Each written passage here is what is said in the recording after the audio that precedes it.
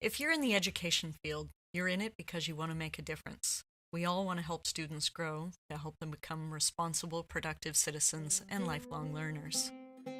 We always look for tools that help us reach all students because scores need to improve and tax money is limited.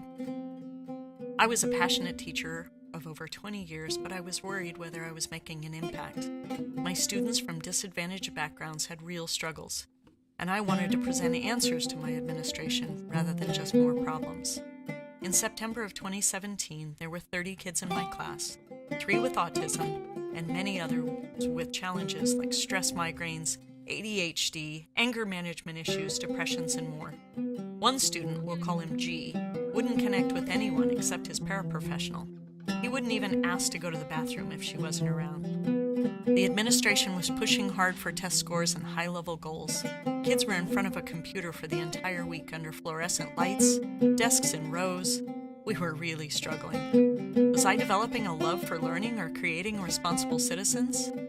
I seriously considered quitting. If students started to suffer in my class, it had to be the end. Would this be my last year of teaching? My unexpected answer came while riding in the mountains with a friend. She learned about this best-selling author that developed an entire curriculum on horseback so his son could grow and learn. Months later, this same guy was in town to conduct a training, and so I took a personal day, and I went. When Rupert Isaacson walked up, I was skeptical. He looked like a surfer in dusty cowboy boots. He had no notes, no PowerPoint, no workbooks. I sat down with my arms crossed and my mind closed. 30 minutes later, my passion for teaching was back and my mind was on fire. All of the instructions seamlessly transferred to my classroom. I was instantly cooking up ideas on how to apply these simple strategies for my kids. The course finished Sunday, and on Monday I started to work. We did a math warm-up playing Duck, Duck, Goose, skip counting and reviewing multiplication. We were outside, running and playing. Suddenly, kids are having fun doing math. And it took just as long as the usual math warm-up. But the mood it set for the following lesson and the rest of the day was different. I heard the words every teacher dreams of hearing, students saying, "I love math." Immediate positive change was evidence. And now for G. He was fascinated by sea animals and art. Using my newfound movement method skills, I looked at G's beautifully designed octopus drawing, and I called it a starfish. I sought to provoke a response. What I got was a total meltdown. He couldn't get over it for the entire day, and I felt like a failure, like a horrible person causing such heartbreak. I figured I'd tried and I'd failed. But the next day, everything changed. He began to participate in class and engage with me, something he'd never done in 5 years of formal schooling, and all because I'd allowed him to correct me. Failure in self-advocacy? I think not. So here's the brain science of it all. Children with and without neurological challenges can't learn under stress. Science shows that the prefrontal cortex shuts down under stress, and behavior appears. Avoidance, no reasoning, just shutdown. A stressed brain is bombarded with cortisol, the brain chemical that by design shuts down the intellect.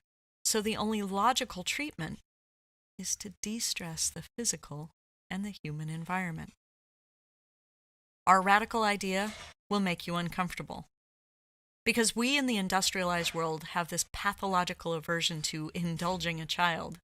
We fear that we're raising an insufferable, spoiled tyrant that will never have any friends or a career because they're imperious and self-centered. And so, we insist that our kids get with the program, and we reward kids acting the most like tiny adults, the ones that are results-driven and organized.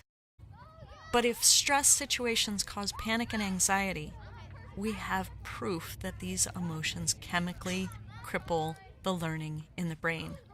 So where's the hope? The body's antidote to cortisol is oxytocin. It's the feel-good hormone. It's the love and safety and communication hormone. And now we know how to optimize our own body's production of oxytocin. And are you ready? Because it's not in the brain, but in the rhythmic, swinging motion of our bodies. Think about it. What do we do to soothe a crying baby? We rock the baby, rhythmically back and forth, and we swing and bounce and rock that baby, and maybe we throw in a little spin. And suddenly, or dancing. Dancing, walking hand in hand, swinging arms, laughing with our friends on the swing set. These are our fondest memories, the ones that soothe us and calm us, and bubbling up from there, our best ideas come forth. Movement method, this idea to create a human and physical environment with as few sensory triggers as possible, to create and hold an optimal space for the reduction of panic and anxiety, and then to let the self unfold in as much acceptance and movement and play as we can muster on a daily basis. Sounds crazy simple, but the brain science plays out, and the learning we see can't be denied.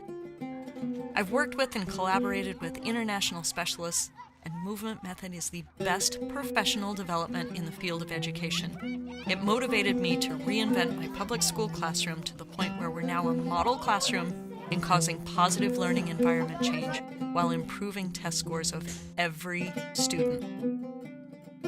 Parents can't believe how their child's outlook on learning has changed, how they love coming to school, and how their academic performance improves.